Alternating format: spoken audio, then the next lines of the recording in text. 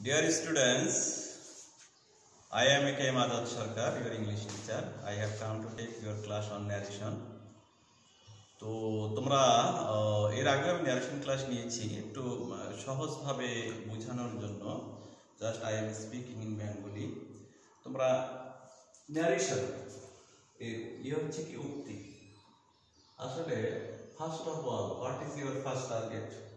প্রথম কথাই হলো you have to know what is narration.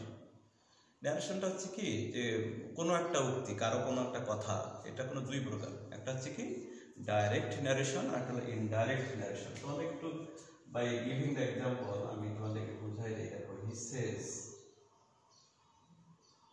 I am ill, I am ইল।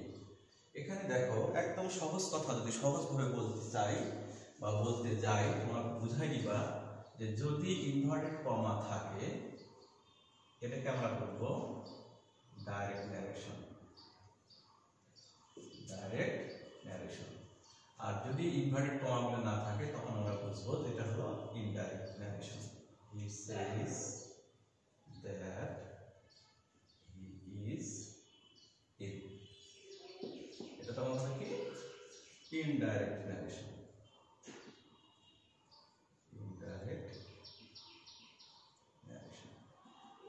দেখো, তো প্রথমত বিশেষ করে যারা ক্লাস 6-7-এ আসো তাদের জন্য বলতেছি, তোমরা হয়তো জানোই না যে আসলে ন্যারেশন কি জিনিস। ন্যারেশনটা হচ্ছে কি এক ধরনের উক্তি, এটা দুই প্রকারের। সেটা হচ্ছে কি ডাইরেক্ট ন্যারেশন, ইনডাইরেক্ট ন্যারেশন, প্রত্যক্ষ উক্তি আর পরোক্ষ উক্তি। এখানে তোমরা প্রথমেই এই কথাটাই বুঝবা যে যদি কমাপরেশন থাকে তাহলে আমরা এটাকে বলবো ডাইরেক্ট ন্যারেশন, আর যদি কমাপরেশন না থাকে তাহলে বুঝবো এটা হচ্ছে ইনডাইরেক্ট ন্যারেশন। তো প্রথমে যখন তোমরা বুঝে ফেললা যে এটাকে আমরা ডাইরেক্ট ন্যারেশন এবং এটাকে ইনডাইরেক্ট ন্যারেশন বলি, then you have to think how to change it. How to change it বলতে কিভাবে এটাকে চেঞ্জ করা যায় from direct to indirect. Direct ন্যারেশনকে কিভাবে ইনডাইরেক্ট করা যায় সেটা একটু দেখো।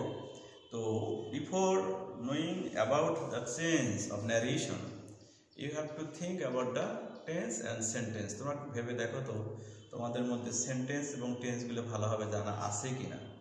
যদি এটা জানা না থাকে সত্যিকার অর্থে it's highly impossible to understand the topics. কখনোই বুঝতে পাবা না। তোমাদের যদি এটা জানা না থাকে, টেন্স যদি জানা না থাকে, সেন্টেন্স যদি জানা না থাকে, তাহলে কিন্তু কখনোই ন্যারেশনটা করা সম্ভব না। For your better understanding I would like to explain it very easily. খুব সহজভাবে আমি চেষ্টা করতেছি যাতে তোমরা খুব সহজভাবে ধরতে পারো। ক্লিয়ার? টেন্স তো মোটামুটি জানোই, টেন্স নিয়ে আজকে আমি আলোচনা করব না। তারপরে একটু হয়তো কথা বলতে পারি টেন্সের পাশাপাশি। মেইনলি দরকার এখানে সেন্টেন্সটা, কারণ এখানে দেখো এই যে ডাইরেক্ট ন্যারেশনে যে I am ill, I am ইল, এটা কিন্তু একটা সেন্টেন্স এবং এটার সেন্টেন্সটা হচ্ছে দেখো অ্যাসার্টিভ। তোমরা তো জানো অবশ্যই যে সেন্টেন্স ইজ অফ 5 কাইন্ডস। কি কি? Assertive, interrogative, imperative, optative and exclamatory. এই 5টা সেন্টেন্সের উপরে ডিপেন্ড করে কিন্তু ন্যারেশনটা অর্থাৎ ডাইরেক্ট ন্যারেশনটা ইনডাইরেক্ট করা যায়, ডাইরেক্ট ন্যারেশনকে ইনডাইরেক্ট করা যায়। তো খুব সহজভাবে বুঝাই দিই, তোমরা হয়তো বিভিন্নভাবে পড়ে থাকতে পারো, কিন্তু আমি একদম সহজভাবে বুঝাই দিই। তোমরা শুধুমাত্র এই জায়গাটা বিশেষ করে খেয়াল করবে। এই জায়গাটা খেয়াল করলেই কিন্তু বোঝা যায় যে আসলে এটা কোন সেন্টেন্স, এটা অ্যাসার্টিভ না ইন্টারোগেটিভ না ইম্পারেটিভ না অপটেটিভ না এক্সক্লেমেটরি। খুব সহজভাবে তোমরা লিখে নাও। দেখো এই জায়গায় দেখো যে এই জায়গায় যদি আমরা উদাহরণটা দিয়েছিলাম কি একটু গ্যাপ সরে লিখি, হি সেজ আই অ্যাম ইল। তোমরা একটু মাথায় রাখবা, ঠিক এই জায়গাটা খেয়াল করবে।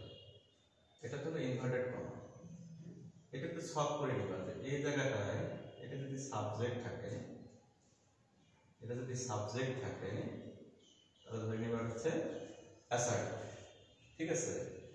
এখানে যদি সাবজেক্ট থাকে তাহলে বুঝবা এই জায়গাটা অর্থাৎ কমা অপারেশনটাও ঠিক এই জায়গায় কি হবে দ্যাট। দেখো যদি এখানে সাবজেক্ট থাকে কমা অপারেশন ঠিক কি হবে দ্যাট। আমরা আস্তে আস্তে নামি। ঠিক এই জায়গায় যদি সাবজেক্টটা থেকে মনে করো সাহায্যকারী ভাব আছে, ডু আছে বা ডাজ আছে, তখন কিন্তু আমাদের ঠিক এই জায়গায় হবে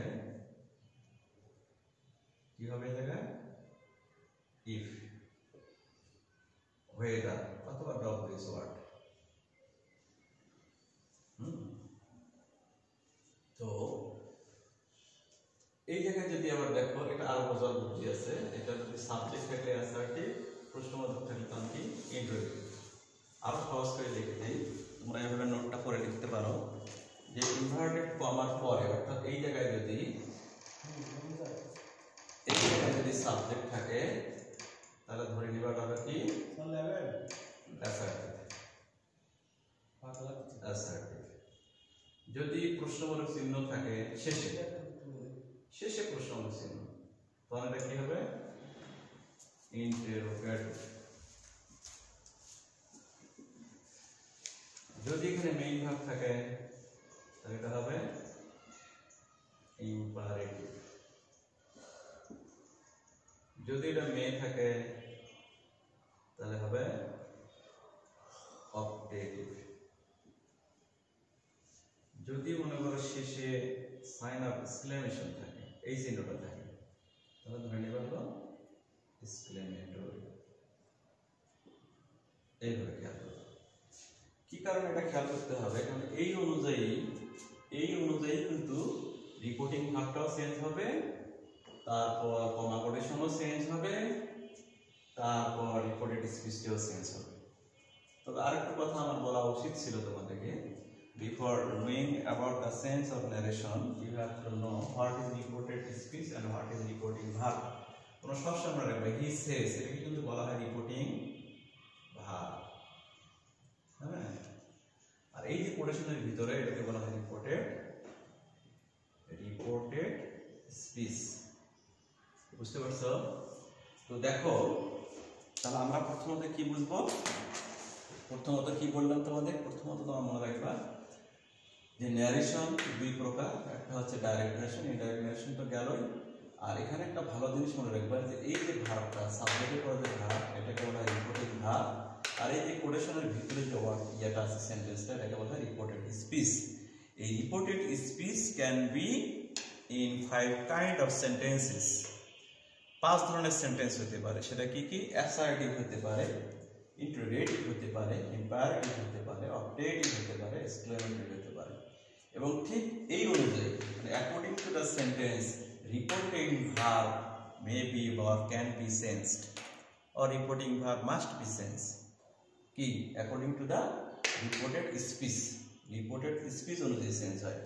এখানে দেখো, এখন এটা অবশ্যই তোমরা লিখে রাখছো, অথবা লিখে নাও। লেখার পরে দেখো, আমি একটু মিশাই দিই। এই জায়গাটা আমরা খেয়াল করি। দ্বিতীয় জিনিস যেটা খেয়াল করবো সেটা হলো, এই যে তোমাদেরকে একটু আগেই বললাম যে রিপোর্টেড স্পিচ অনুযায়ী রিপোর্টিং ভার্বটা চেঞ্জ হয়। এটা যদি আমাদের অ্যাসার্টিভ হয়, তোমরা লিখে রাখতে পারো নিয়মটা। এই রিপোর্টেড স্পিচটা যদি অ্যাসার্টিভ হয়, তাহলে এটা কিন্তু আমরা সের পরিবর্তে টেলস দিতে পারি, অথবা সেজ রাখলেও আমাদের কোনো প্রবলেম নাই। যেমন মনে করো হি সেজ আই এম ইন, এখানে কি হবে? এখানে হবে, এখানে তোমরা he says কমা গঠন দিকে কি হলো? দ্যাট। আই বলতে এখানে কাকে বোঝাচ্ছে? এটা একটা ব্যাপার আছে, সেটা হলো কি, যদি এটা ফার্স্ট পারসন হয় তাহলে এই অনুযায়ী সেন্স হয়। আর এটা যদি রিপোর্টিং ভার্বটা যদি প্রেজেন্ট টেন্স হয়, তাহলে রিপোর্টেড স্পিচের টেন্সের কোনো পরিবর্তন হবে না। তাহলে he says I am in, এখন হচ্ছে তারপরে he says that he is in। বুঝতে পারছো? তো এখন এই যে দ্যাটটা হলো, এটার জন্য কিন্তু আমি লিখে দিছিলাম যে এখানে সাবজেক্ট যদি থাকে, তোমরা একবারে দুটো জিনিসই শিখলাম। সাবজেক্ট থাকলে ওটা অ্যাসার্টিভ, আর অন্যভাবে মনে রাখতে পারবো যে সাবজেক্ট থাকলে আমরা এখানে দ্যাট দেবো। দেখো কোনটা তোমাদের সুবিধা হয়।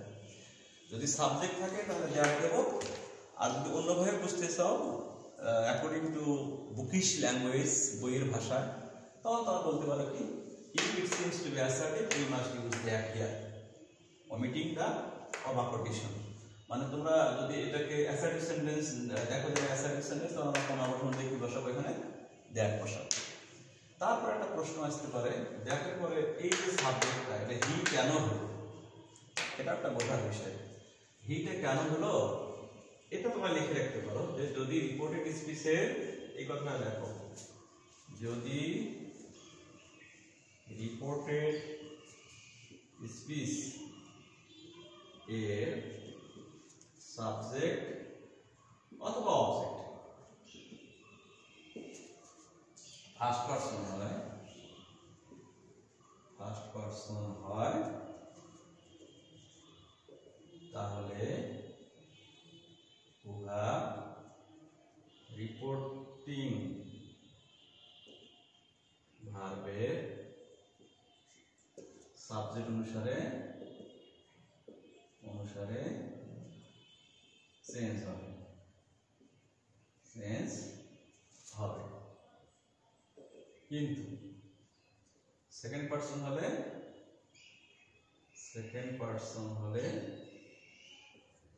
অবজেক্ট অনুযায়ী চেঞ্জ হবে। একটু লিখে নাও। যদি রিপোর্টেড স্পিচের সাবজেক্ট বা অবজেক্ট ফার্স্ট পারসন হয়, তাহলে ওটা কি হবে, রিপোর্টিং ভার্বের সাবজেক্ট অনুসারে চেঞ্জ হবে। তো চেঞ্জ হবেই, কিন্তু সেটা চেঞ্জ হবে কি অনুযায়ী, according to the subject of the reporting verb. আর যদি সেকেন্ড পারসন হয়, তাহলে এটা it must be change according to the object of a reporting verb. এখানে দেখো হি সেজ আই অ্যাম ইন, এখানে দেখা হলো হি সেজ দ্যাট, সাবজেক্টটা কি আছে, ফার্স্ট পারসন কি অনুযায়ী চেঞ্জ হয়, হি। এটা গিয়ে হি হলো, হির সাথে কি আর এম হবে না, এখন ইজ হবে। He says that he is ill. এটা জন্য আরো সহজ ভাবে দিই, দেখো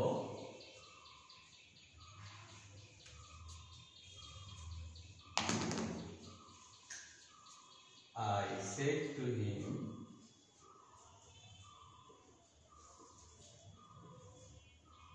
you can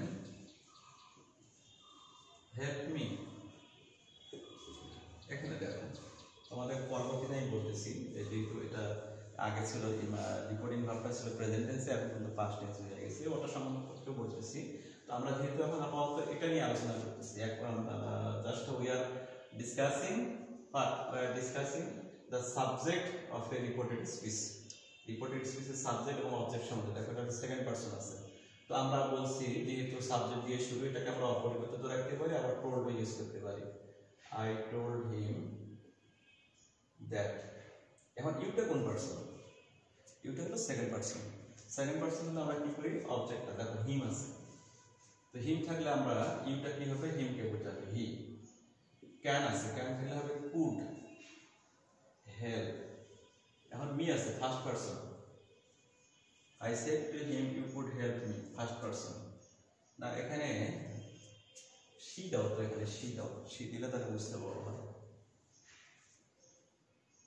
she said to, এখানে দাও she said to me দাও, she said to me দাও, you can help, এখানে me দাও, তাহলে দেখো তো কি হয়, she told me that, এখানে ইউ আছে, ইউ থাকলে কি হবে, ইউ থাকলে আই কুড হেল্প, এখানে আবার মি আছে, দেখো মি কাকে বোঝাচ্ছে, হারকে বোঝাচ্ছে। আবার ক্লিয়ার করে দিই, দেখো প্রশ্নটা হচ্ছে কি, she said to me you can help, সে আমাকে বলল তুমি আমাকে সাহায্য করতে পারো। সে আমাকে বলল যে, ইউ বলতে কোনটা, সেকেন্ড পারসন, কাকে ধরবে, অবজেক্ট অফ রিপোর্টিং, অবজেক্টকে ধরলো। তো মি যখন সাবজেক্ট হিসেবে আসে তখন কি হয়, আই হয়ে গেল, তাহলে she told me that I, আর তখন ক্যানটা কি হবে, কুড, তারপরে হেল্প, আর এই মি যাবো ফার্স্ট পারসন, তাহলে কাকে ধরবে, এই যে সাবজেক্টকে, সাবজেক্ট এখানে অবজেক্ট কি হবে, সেই অবজেক্ট হচ্ছে হাত। এখন কথা হলো, তোমরা হয়তো বলতে পারো স্যার এখানে ক্যান কোড দিলেন, এটা বুঝলাম না, বোঝার কথাই আমি একটু বুঝাই দিই ভালো করে। দেখো তোমরা মনে রাখবা একটা সুন্দর কথা, সেটা হচ্ছে reporting verb, if the reporting verb is in present tense, যদি রিপোর্টিং ভার্বটা প্রেজেন্ট টেন্সে হয়, তাহলে reported speech must not be change, তখন রিপোর্টেড স্পিচটা কখনো পরিবর্তন হবে না। But if reporting verb is in past tense, যদি রিপোর্টিং ভার্বটা পাস্ট টেন্সে হয়, then reported speech may be changed according to the direction. দেখো এই অনুযায়ী তখন চেঞ্জ হবে। যদি রিপোর্টেড স্পিচটা রিপোর্টিং ভার্বটা পাস্ট টেন্স হয়, তখন রিপোর্টেড স্পিচে দেখবা তোমরা এই যদি এটা মনে করো ডাইরেক্ট, এটা মনে করো ইনডাইরেক্ট, তখন এটা দেখবে যদি এটা একটা প্রেজেন্ট ইনডিফিনিট হয়, আমি খুব সংক্ষেপে বলি, প্রেজেন্ট ইনডিফিনিট হয় তখন হবে তখন পাস্ট ইনডিফিনিট। যদি এটা প্রেজেন্ট কন্টিনিউয়াস হয় তখন এটা হবে পাস্ট কন্টিনিউয়াস। যদি এটা প্রেজেন্ট পারফেক্ট হয় ওটা হবে পাস্ট পারফেক্ট। যদি এটা প্রেজেন্ট পারফেক্ট কন্টিনিউয়াস হয় তাহলে ওটা হবে পাস্ট পারফেক্ট কন্টিনিউয়াস। এইভাবে যদি পাস্ট ইনডিফিনিট হয় তাহলে হবে কি পাস্ট পারফেক্ট, পাস্ট কন্টিনিউয়াস হলে পাস্ট পারফেক্ট কন্টিনিউয়াস। এই সেন্সটা you have to memorize this sense. Besides knowing other rules, you have to memorize this sense. And এটার পরে তোমাদের পাশাপাশি আরো কিছু মনে রাখতে হবে, কিছু পরিবর্তন, যেমন টুডে থাকলে দ্যাট ডে, টুমরো থাকলে দ্য নেক্সট ডে, এরকম আরো কিছু মনে রাখতে হবে। আসলে এই ন্যারেশনগুলো যদি ভালোভাবে শেখো, শেখার পরে কিন্তু তোমাদেরকে প্যাসেজ নারেশন শেখানো যেতে পারে। Otherwise it is highly possible to make you understand. তো যাদের একটু উইকনেস আছে তোমরা দয়া করে টেন্স এবং সেন্টেন্সটা দেখে নাও, যেটুকু পড়ালাম একটু পড়ে নাও। ইনশাআল্লাহ নেক্সট ক্লাসে আমি আলোচনা করব। খোদা হাফেজ।